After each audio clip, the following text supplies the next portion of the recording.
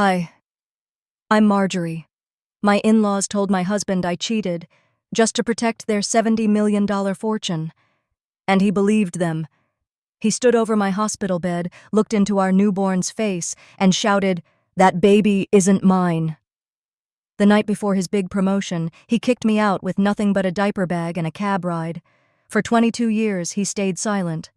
Until last week, he showed up at my door, begging to meet his son.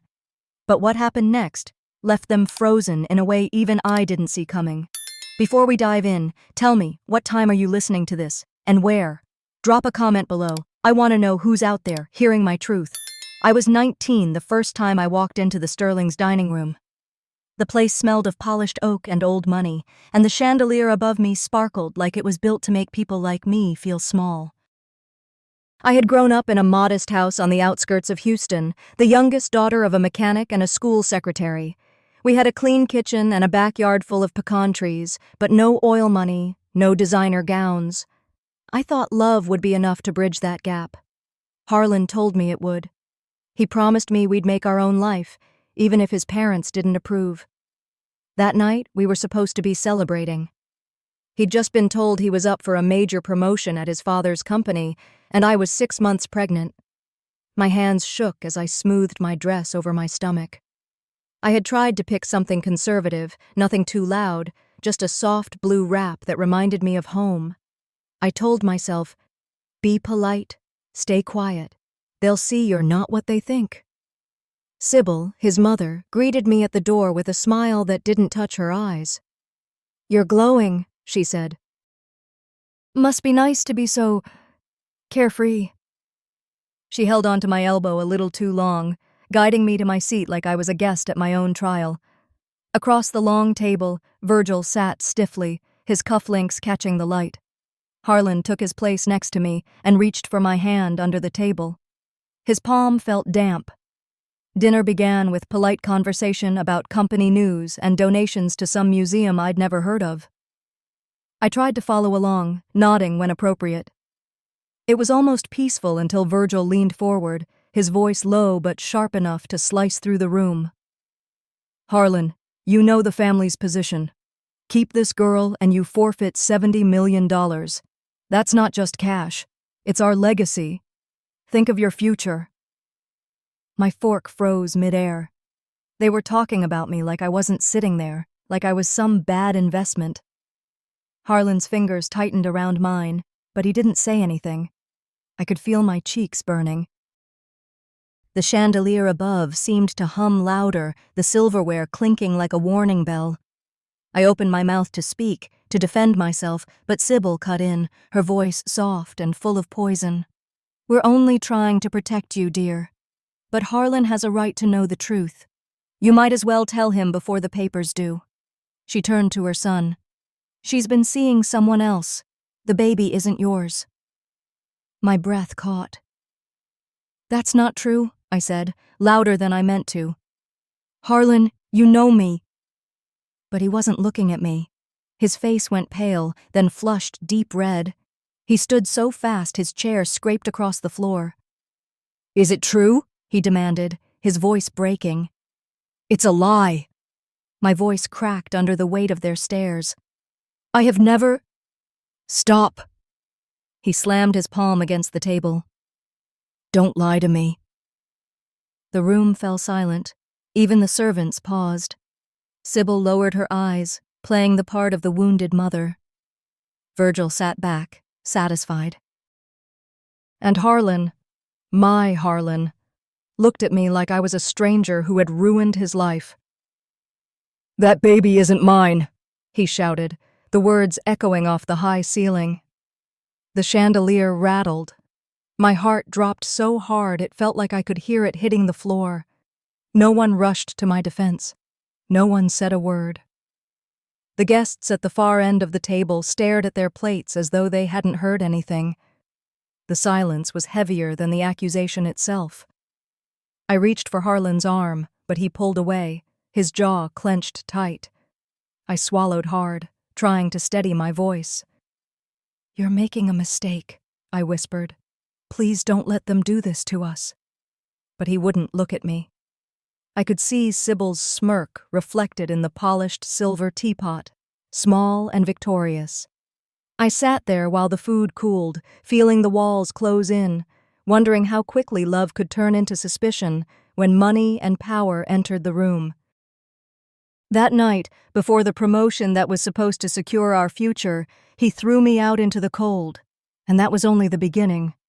The night air hit me like a slap, sharp, wet, unforgiving.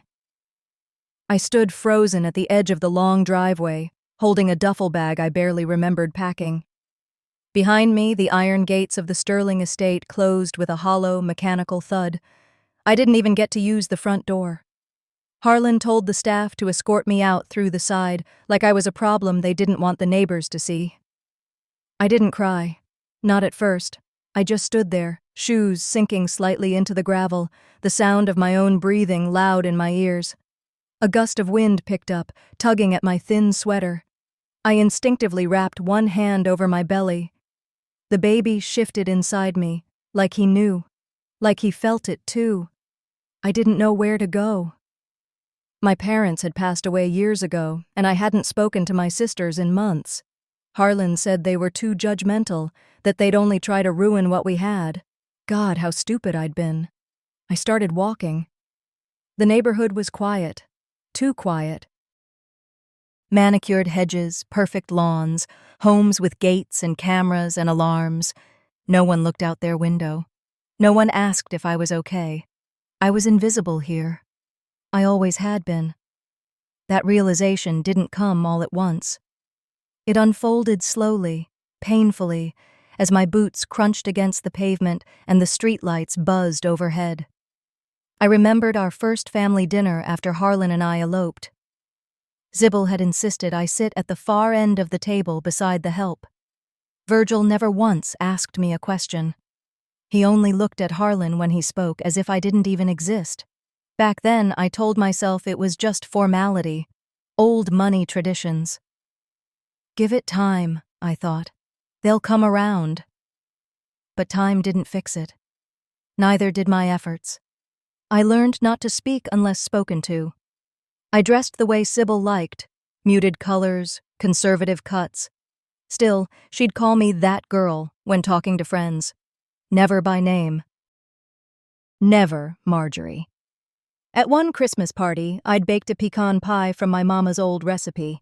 Sybil took one bite, smiled politely, and set her fork down. "We prefer pecans imported from Georgia," she'd said. Then she handed the rest to the dog. The sting of those moments returned like sharp little cuts as I kept walking. Each step felt heavier. My limbs weighed down not just by pregnancy, but by years of trying to belong where I was never wanted. I eventually reached a gas station off the freeway. The lights inside flickered. I stepped into the restroom and locked the door behind me. My reflection in the mirror looked like a stranger, hair damp from the misty air, eyes bloodshot, face pale. I sat on the edge of the sink and tried to breathe. He threw me out the night before his promotion.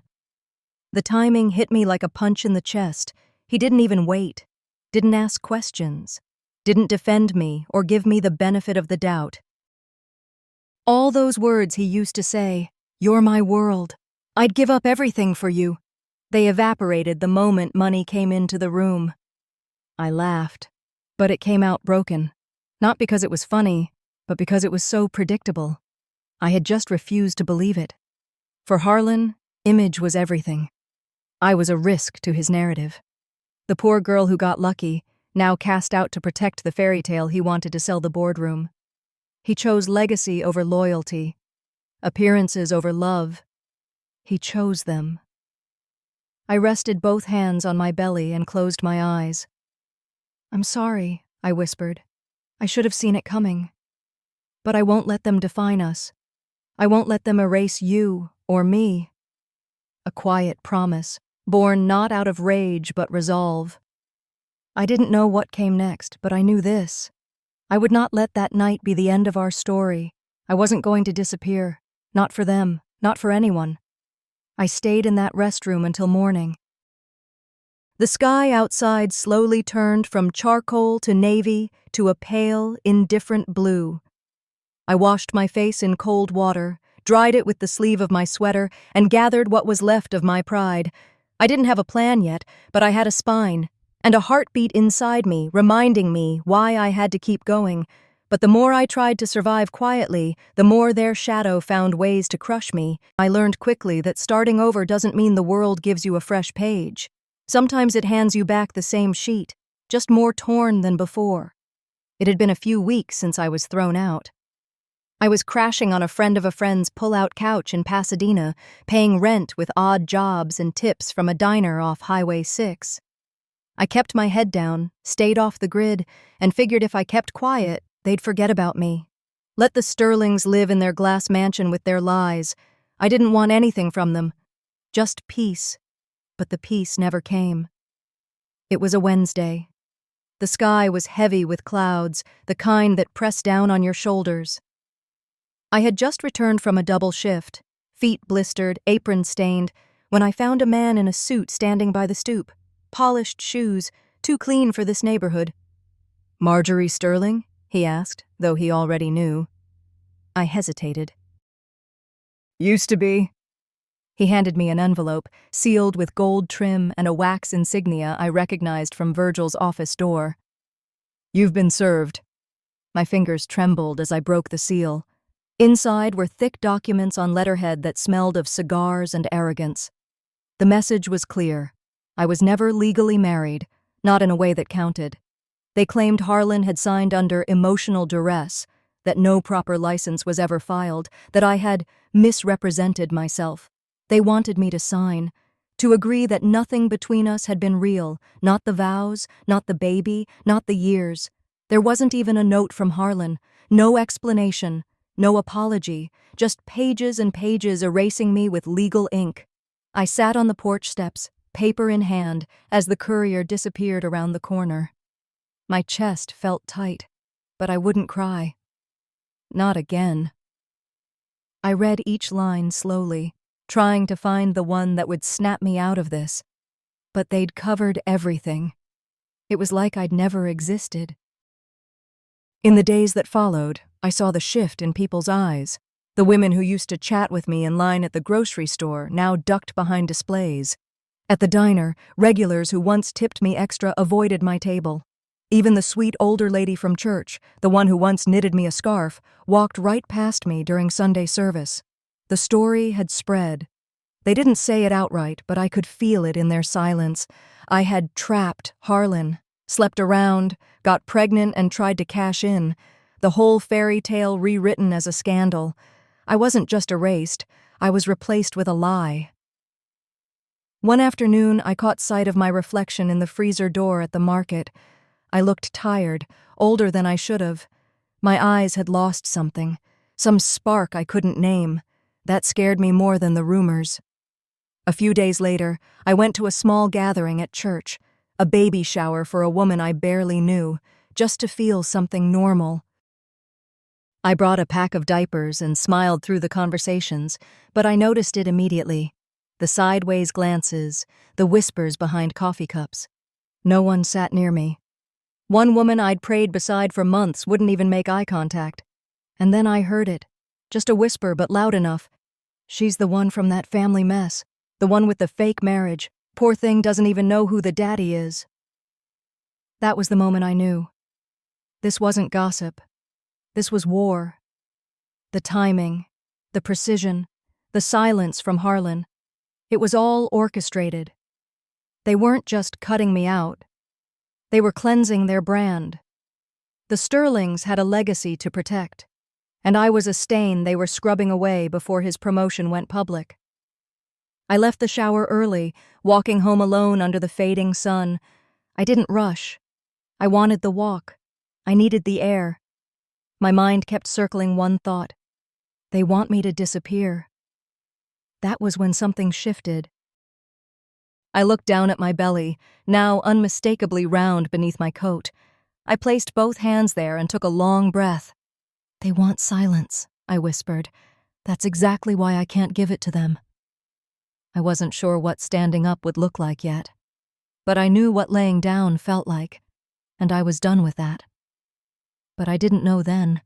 My silence was about to cost me even more. I thought things couldn't get worse after they tried to wipe me from existence. But pain has layers, and I hadn't even reached the core yet. By the time summer rolled around, my belly was too big to hide. I'd gone from waitressing to folding linens at a small motel off I-45. The hours were unpredictable, the pay even more so, but it kept me busy, and that was the only way I knew to survive. Keep moving, keep breathing. Don't let them see you fall apart. One Tuesday morning, after finishing a double shift, I limped back to the basement apartment I was renting from an elderly widow named Fran. She liked her coffee black and her neighbors quiet, which worked for me. I was peeling off my shoes when I noticed the envelope. It was leaning against the doorframe, too crisp to be junk mail. The return address was a law firm downtown. I didn't need to open it to know who sent it. I sank onto the couch and stared at it. For a long time, I just sat there, listening to the hum of the mini fridge and the creak of the ceiling fan. Finally, I tore it open. Inside were more documents. Legal language so thick it might as well have been another language entirely. But the message was crystal clear. Virgil and Sybil were petitioning the court for anticipated custody of my unborn child. They claimed I was unstable, unfit, and living in an environment unsuitable for a minor. They had even attached photos, me carrying laundry, walking alone late at night, talking to a man outside the motel. He was my boss, asking about my schedule. All taken without my knowledge. They were building a case. Before my son had even taken his first breath. I wanted to scream, but I didn't. Instead, I put the papers on the table, folded my hands over my belly, and just sat there, letting the quiet burn. Over the next few weeks, I started noticing things. People watching me too long at the bus stop. A car parked across the street that never seemed to leave. One day, I spotted a man pretending to check his watch as I left the clinic, then immediately pull out his phone. It wasn't paranoia, it was strategy. They weren't just trying to erase me, they were trying to prove I was already gone. The final straw came at Memorial General. I'd gone in for a routine checkup, blood pressure, fetal heartbeat, the usual. The nurse smiled politely, but there was something stiff in her voice, something practiced. When she stepped out to fetch the doctor, I overheard 2 staff members talking just outside the curtain. Sterling babies pre-registered, VIP status. Already? Who's the mother again? There was a pause, then a quiet laugh. Doesn't matter. They've got it under control. I pushed the curtain aside and stood up. My voice didn't even shake. Excuse me. Who registered my child? They looked startled. One mumbled something about mistaken identity and internal processing. But I wasn't stupid, I knew that name. I'd signed it myself once, Marjorie Sterling. But I wasn't Marjorie Sterling anymore. Not legally. Not to them. That night, I sat in the stairwell of my building, arms wrapped around my knees. My back ached, my feet were swollen, but nothing hurt as much as the knowing. They were stealing my child right under my nose. And Harlan? Not a word, not a phone call, not even a signature on the documents, just absence, weaponized into permission. I wanted to disappear. I wanted to dissolve into nothing and let them win. But then he kicked. Just one strong nudge against my ribs, like he was reminding me he was still there. I placed my hand over the spot and whispered, "They will not take you from me." Not while I was still breathing. But the first time I tried to stand up to them, I learned just how ruthless they could be. That morning started off like most others, quiet, gray, and full of knots in my stomach. I dressed slow, careful not to wake my baby, who was finally sleeping soundly after another restless night. He was just a few months old, barely starting to laugh, always clinging to my shirt like he knew something I didn't. Maybe he did. I left him with Miss Fran, the widow downstairs, who'd taken to calling him my little gentleman and treating him like kin. I'd packed a bottle, a note, and a change of clothes, just in case things ran long. My stomach hadn't kept food down in 2 days. The courthouse felt colder than usual, not in temperature, but in that way certain places feel when you're already outnumbered. I stood at the bottom of the steps, staring up at those heavy glass doors like they led to the edge of a cliff. My suit jacket was too big, $5 from Goodwill, and I'd stitched the missing button on with dental floss the night before. I kept smoothing the fabric like that might change how I felt walking in alone. They were already there, of course. Virgil and Sybil sat like they owned the bench outside the courtroom. Not a hair out of place. Virgil had on a gray three-piece with cufflinks that looked older than I was. Sybil wore pearls and a face so tight with disdain it could cut glass. Surrounding them were at least 4 lawyers, briefcases open, talking in low tones like they were discussing a boardroom merger. Not my baby, no Harlan, not a voicemail, not even a look. But his name was everywhere, in the petition, on the witness list, on the affidavits, and every time it was said aloud, it felt like I was being stabbed with a name that used to mean safety. I sat on the opposite side of the aisle. No lawyer. Just me, a spiral notebook, and a heartbeat that wouldn't calm down. When the judge called the case, I stood up even though my legs felt like twigs. They didn't waste time. The first attorney stood and laid out their argument with the smoothness of someone used to winning. We have serious concerns regarding the child's well-being under Miss Marjorie's care. There is a clear pattern of instability, financial, emotional, even moral. They'd built a wall out of lies and half-truths, photos taken from odd angles, bank statements missing context, quotes pulled from old conversations, twisted until they painted me as reckless. They claimed I'd left the baby alone, never happened. Said I'd shouted at neighbors in front of him, also false. Even brought up my teenage part-time job at a bar like it was some kind of character flaw. At one point, Sybil leaned in and whispered something to her attorney, who then brought up a concern about my prenatal care, claimed I missed appointments, neglected health guidelines, risked the child's development. I wanted to shout, wanted to defend myself. But I felt frozen, like anything I said would get turned around and used against me. The judge's face gave away nothing, just a tight jaw and a pen that moved too fast. Then came recess. I stepped into the hallway, leaned against the wall, and slid down until I was sitting on the cold tile floor. The folder they'd handed me sat in my lap. Custody relinquishment paperwork. Just sign here. Just walk away. For a second, I considered it. Not because I believed what they said, but because I was so tired. So bone-deep tired of fighting people with more money, more power, more lies. Maybe they could give him a big house, a fancy school, a stable life. Maybe he'd grow up never needing to know about laundromats that swallow quarters or dinner that's just saltine crackers. I opened the folder. The first page had his full name printed at the top. His real name. The one I chose. And beneath it, a line for my signature. My hand hovered over it. That's when she appeared. A court clerk I'd seen a few times before, middle-aged, brown cardigan, soft voice like someone who'd seen too much and said too little. She didn't sit down, just knelt beside me and said quietly, "Don't sign anything today. They want you exhausted. That's how they win." I looked at her, eyes blurry. "I'm already exhausted." She nodded. "Then rest. Don't surrender." She stood up and walked away before I could ask her name. I didn't sign.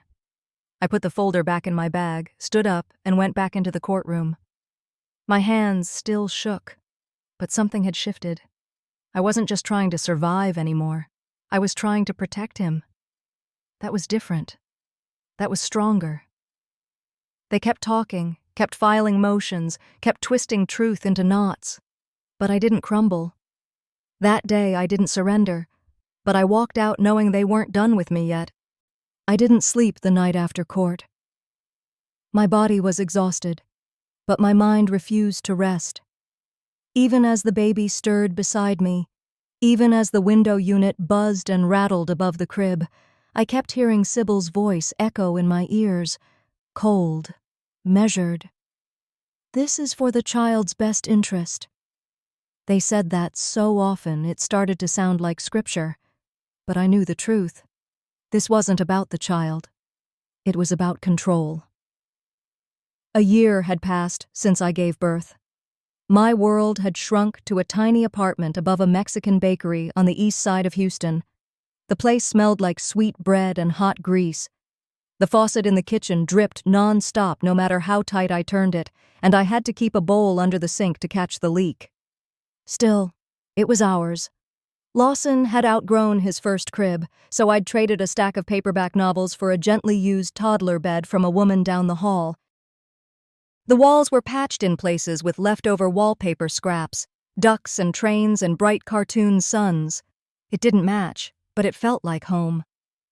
For a while, I believed I had found a pocket of peace where the Sterlings couldn't reach us. I should have known better. One Saturday afternoon, I was folding laundry with the window cracked open when Mrs. Evelyn from 2B knocked on my door. She was the type who always had a casserole in one hand and questions in the other. She smiled too wide, complimented Lawson's curls too much, and offered help I hadn't asked for. Still, she'd watched him a few times when I picked up extra shifts. I trusted her. Until I overheard her through the thin hallway walls, her voice low and clipped on the phone. "Yes, she's still there. She got another shut-off notice yesterday." "Mm-hmm. Her cousin dropped by around 7. Stayed a while." My heart hit the floor before the laundry did. A week later, I found a letter slipped under my door. It wasn't addressed, just typed. No signature. It read, "Unstable environment, no consistent income, exposing child to inappropriate visitors. If you care about the boy, let him go." I knew who it came from, or rather, who it came through. Sybil had found her way in, through a neighbor with a fake smile and a lasagna pan. Everything I said in confidence had been turned into ammunition.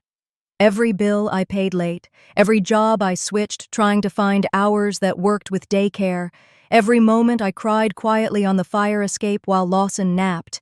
It was all being fed into their campaign. But the real blow came later. I was working as a receptionist for a small dental office not far from the apartment. Dr. Calder was kind but private, the sort of man who only spoke when necessary. One morning he called me into his office. I thought maybe it was about time off or scheduling. But there, laid out on his desk, were 4 letters. Anonymous. Each one accused me of inappropriate conduct, of stealing office supplies, of mismanaging patient records. One even claimed I'd forged signatures to get prescriptions. He looked at me with pity in his eyes. "I don't believe this," he said, "but this kind of thing, it can scare patients." I nodded. I didn't cry.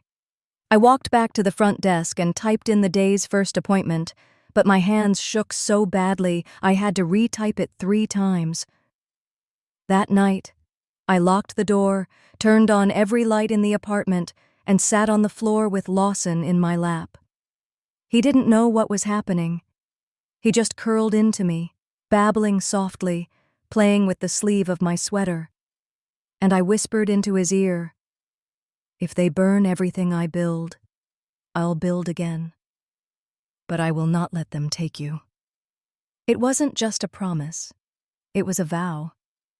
They could poison the court, turn neighbors against me, destroy every job I worked to keep. But they would not take the one thing that made every breath worth it, and yet deep inside, I felt it.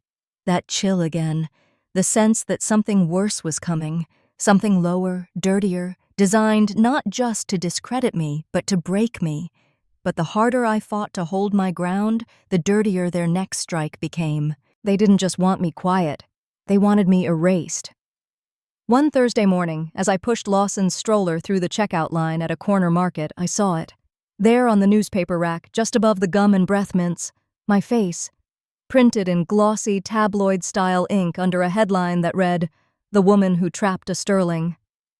It stopped my breath cold. The cashier scanned a loaf of bread, a box of oatmeal, but her eyes flicked between me and the paper. I reached for it with numb fingers, flipping to the full story. The article didn't pull punches. It painted me as unstable, manipulative, and hinted, boldly, that Lawson might not even be Harlan's son. Sources close to the Sterling family, it read, express concerns over the child's paternity and the mother's history of mental instability. I felt the air around me shift. A couple behind me whispered. The teenage cashier paused mid-scan. And my son, blissfully unaware, was digging through the diaper bag for crackers. I left the groceries, just walked out, the paper still in my hand. That afternoon, I sat on the floor of my apartment, the article spread out in front of me like a battlefield map. My cheeks burned with humiliation. I hadn't cried, not at the courthouse, not when I lost my job, not when I'd found out my neighbor was reporting on me like some kind of spy. But that article shattered something deeper. It wasn't just the lies, it was the permanence, the ink, the way strangers now had a story about me, and it wasn't one I got to tell. The damage didn't stop there. At Lawson's school, I felt the freeze almost immediately. Mrs. Rivera, his teacher who used to greet me warmly, now handed Lawson's report card with stiff fingers and eyes that wouldn't meet mine. Other parents started to avoid me at pickup. One mother I used to chat with after PTA meetings turned her back so sharply I heard her heels scrape the pavement. Lawson didn't understand, of course, but children know when something shifts. He stopped getting invited to birthday parties. One night, as I tucked him in, he asked, "Mommy, did I do something bad?" I kissed his forehead and lied. "No, sweetheart. Grown-ups are just being silly." But I felt it, that stain, that smear. It was no longer just against me, it was creeping into his world. And so, I made a decision. No screaming, no calls to editors, no desperate public defense. I went quiet. Not out of defeat, but calculation. I pulled out a cardboard box and began filling it. Hospital records, birth certificates, my marriage license, pay stubs, photos, Harlan's old voicemails, text messages I hadn't deleted. Every scrap that proved the truth, that I had loved, been loved, and built a family with their golden boy, no matter how hard they tried to pretend I never existed. Some nights, after Lawson fell asleep, I'd walk to the downtown library. It was open late on Thursdays. I used the dusty copy machines tucked in the corner and fed them quarter after quarter, making duplicates of every document. Then I walked 6 blocks to a tiny credit union and opened a safe deposit box. The clerk, a kind, older woman with soft hands, asked me, "Do you want me to note what's inside?" I shook my head. "Just memories," I said. But they weren't just memories. They were weapons. I knew what the Sterlings feared most. Scandal, exposure. I didn't need to outshout them. I needed to wait, to gather, to prepare. I'd played the grieving woman, the desperate mother, the poor, fragile thing. Let them keep thinking that, because beneath that silence I was sharpening my blade. One night, after tucking Lawson in and listening to the hum of his breathing, I stood by the window, looking out over the dim alley. The city never truly slept, and neither did I. I whispered into the dark. They think silence means weakness. One day, it will be their undoing. And when their empire began to crack, I knew exactly where to strike. It happened on a warm April evening in Houston, the kind where the air hangs heavy and the city glimmers just a little more than usual. The Sterlings were throwing a gala at the Petroleum Club downtown, 60 stories above the street, all glass and gold, full of oil money and old names. Harlan had just been appointed to the board of a Fortune 500 company. This was their victory lap, their crowning night. And they invited everyone who mattered, including me. I didn't go because I wanted to be seen. I went because it was time. I walked into the ballroom in a navy blue dress I'd bought secondhand, but tailored to fit. On my arm, Lawson, tall, handsome, confident in a charcoal suit, looked every bit the man I had fought for. His chin held high, his expression unreadable. The boy they tried to erase had grown into the kind of man who couldn't be ignored. We moved through the room like ghosts in the house of our enemies. People stared. Some smiled too widely, others turned away like they'd just swallowed glass. The Sterlings stood near the stage, Sybil in pearls, Virgil as stiff as ever, both clutching glasses of champagne like trophies. And then, as if they had waited for the perfect blow, it came. A young man in a crisp black suit approached with a sealed envelope. "Marjorie Sterling?" he asked, loud enough to draw attention. I nodded. He handed it to me, bowed slightly, and walked off. I didn't have to open it to know. But I did, right there beneath the chandeliers. They were suing me, again. This time for grandparental rights. Claiming I had isolated Lawson, emotionally manipulated him, and withheld access. He was 22 years old, a grown man. But they couldn't stop. Control was their only language, and they were fluent in desperation. I held the paper in my hand, then looked across the room. Sybil was smiling. That cold, smug smile I'd seen years ago in a courtroom hallway. So I walked toward the stage. The MC had just begun to list Harlan's accolades when I stepped forward. "I'm sorry to interrupt," I said into the microphone, my voice calm, clear. Gasps, whispers. "I won't take much time," I continued, lifting my chin. "But I think it's time we speak plainly." I reached into my purse and pulled out the folder, the one I'd been carrying for 20 years. I opened it and laid out the pages on the podium like cards in a magic trick. Hospital documents, copies of my marriage certificate, a timeline of financial transfers made by Virgil to smear me, legal correspondences they'd never expected me to keep. "Some of you have heard stories," I said, eyes sweeping the crowd. "Whispers about who I am, about who Lawson is. Those stories were crafted carefully by people in this room. But here's what's true. Lawson is Harlan's son.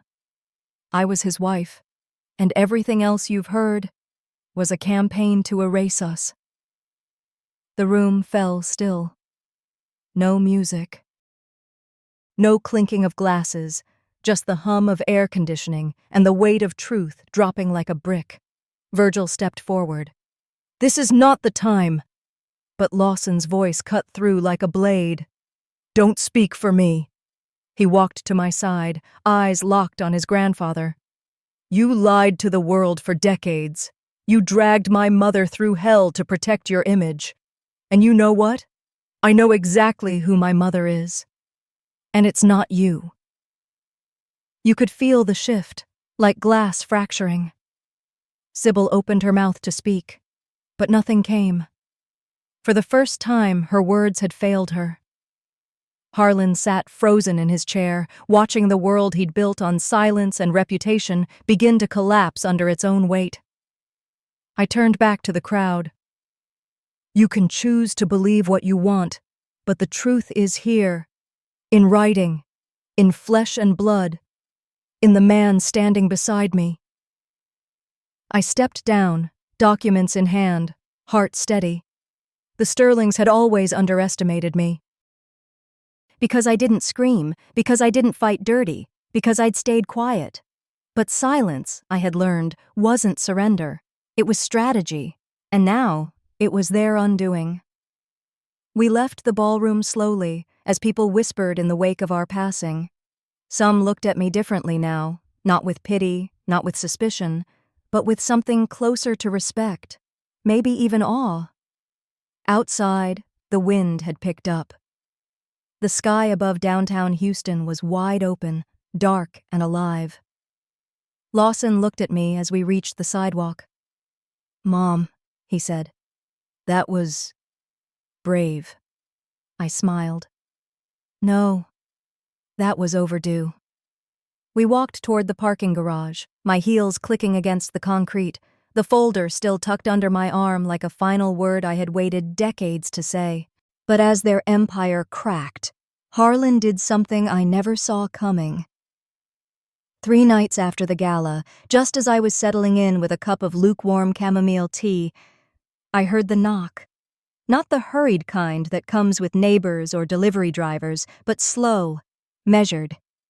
I stood still in the kitchen, staring at the door as though it might knock again on its own. It did. When I opened it, the porch light revealed what 20 years had done to Harlan Sterling. He looked nothing like the man who once stood behind his parents while they filed petitions to erase me. His hair had thinned, grayed unevenly around his temples. His face, once boyish and smug, had collapsed inward. What remained was not power or pride, but weariness. He held a plain envelope in his hand and no words on his lips. "Can I see him?" he asked, voice gravelly. I didn't move, didn't nod, didn't even blink at first. My mind searched for the edges of this moment, trying to figure out what it was supposed to be. "You're about 2 decades too late," I said quietly. "I know," he replied. And for the first time in his life, I believed he did. I let him in, not because he earned it, but because I needed Lawson to see this moment with his own eyes.